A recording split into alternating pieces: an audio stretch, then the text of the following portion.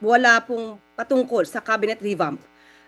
Siguro kaya nagkakaroon ng ganyan mga usap-usapan dahil sabi naman natin even before na lagi naman tinitignan at minomonitor din ng Pangulo ang mga ginagawa ng mga cabinet secretaries at mga miyembro ng kabinete.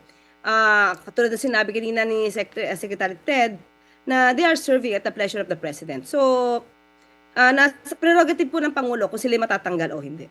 Ayun. Pero mayroon pang po bang balak talaga si PBBM na magpalit ng ilang mga miyembro ng gabinete?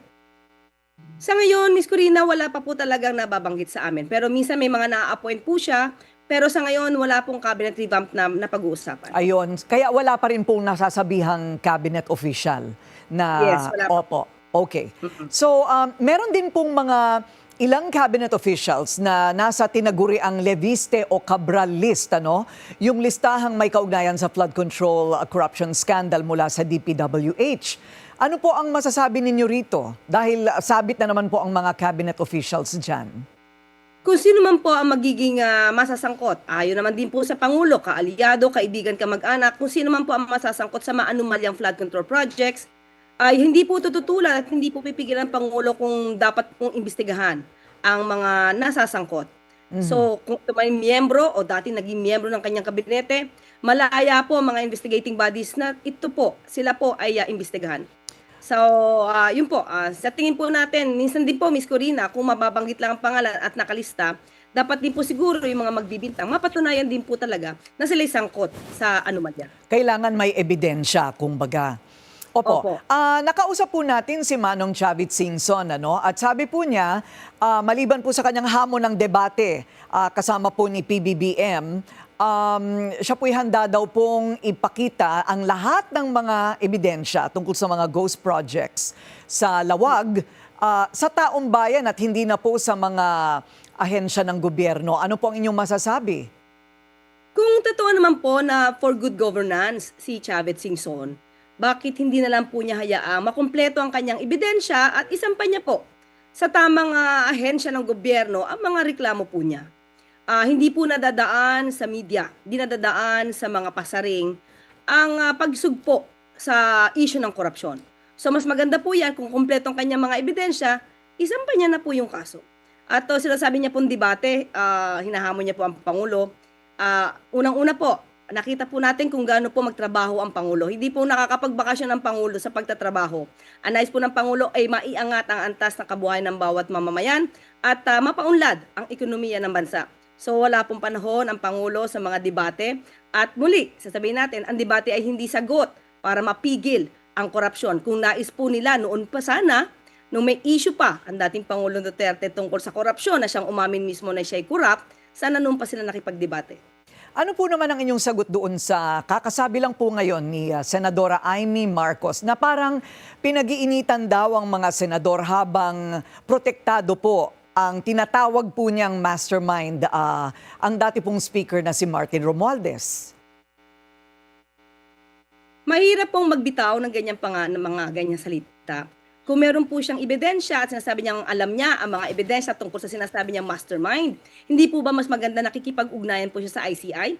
O kaya dumiretso na po siya sa ombudsman, katulad ng ginawa niya po nung siya ay nagpa-imbestiga patungkol doon sa pagkakadala sa dating Pangulong Duterte sa ICC, hindi po ba siya nagpa-imbestiga? Kung meron po siyang mga ebidensya at tinuturo niya po talaga at konkreto ang kanyang ebidensya laban sa mga sinuman, hindi na po tayo magbabanggit ng pangalan, kahit sinuman, pwede na po siyang dumiretso sa ombudsman para makatulong po, para maibsan at mapawi or masawata ang issue ng korupsyon sa bansa. Kasi kung mayroong tangan na ebidensya, dalhin na lamang po sa mga ahensya. Paano yun kung hindi nila pinagkakatiwalaan ng ahensya? What is their recourse? Pwede naman po silang pumunta sa ombudsman. Kung alam po nila na ito'y within the jurisdiction of the ombudsman, wala po namang magagawa kundi isang pa ito sa ombudsman. So, hindi po pwedeng sa media lang po. Wala po mangyayari kung sa media lamang po ito'y dadalhin. Hindi po mapapanagot ang mga sangkot kung sa media lang po dadalhin ang mga issues. Ilang grupo at kritiko po ang nagsasabing hindi naman daw talaga pork-free o corruption-free itong 2026 budget. Paano po natin mapapabulaanan yan? Kumusta naman ang reaksyon ni Pangulong Bongbong Marcos sa kanyang pinirmahan? Nagsalita po ang Pangulo talaga po, kumbaga, ito po talaga ay gusto niya na maging malinis ang 2026 budget. Siya nga po ang nagpasimula na gusto niya po ay ma-live stream. Kung pwede nga po siyang maupo noon, di ba, hypothetically, gusto niya makita kung ano nangyayari sa BICAM conference. Kauna-unahan po nangyari ito na live stream, sa publiko ang nagaganap na BICAM conference. At siguro po, sinabi po ng Pangulo, ang nais niya malinis, maayos, at para sa tao ang 2026 budget. So, bigyan po natin ang pagkakataon na ang gusto ng Pangulo ay maisaayos po lahat. So, wag po nating masyadong maging negatibo sa ngayon dahil hindi po natin masasabi kung ito talaga ay pwede pang maging magkaroon pa ng korupsyon. Ang sabi rin po ni ES Ralph Recto, sa amin pong pagtingin, ito po ay pork free. So, yun lang po ang aming pinagsasandigan. Baka nasa implementation na lang po noong ng allotment ng budget na ito at kailangan bantayan na lamang po talaga. Huling tanong na lamang po. Gusto rin natagdagan ko. Yes. Gusto rin po ng Pangulo na yung mga nailagay na dagdag, kailangan po na conditional implementation. Hindi po agad-agad ma-release ang pondo na to kung hindi po sapat ang mga dokumento para po ma-release ang pondo. At kung tama ang mga presyohan. Yes, Hindi po, tama po nakialam pa ako. Okay. So ito pong bumababang trust and performance ratings naman po, is the President worried? Sa ngayon po, Ms. Corina, totoo po na mga ratings, mga survey ratings, yan po ay nagiging gabay para sa gobyerno para alamin pa po kung ano nagiging sanhi ng problema. Pero ang Pangulo po, sabi nga po natin, tumaas, bumaba ang ratings, patuloy po ang pagtatrabaho at marami pa po siyang programang gagawin para sa taong bayan.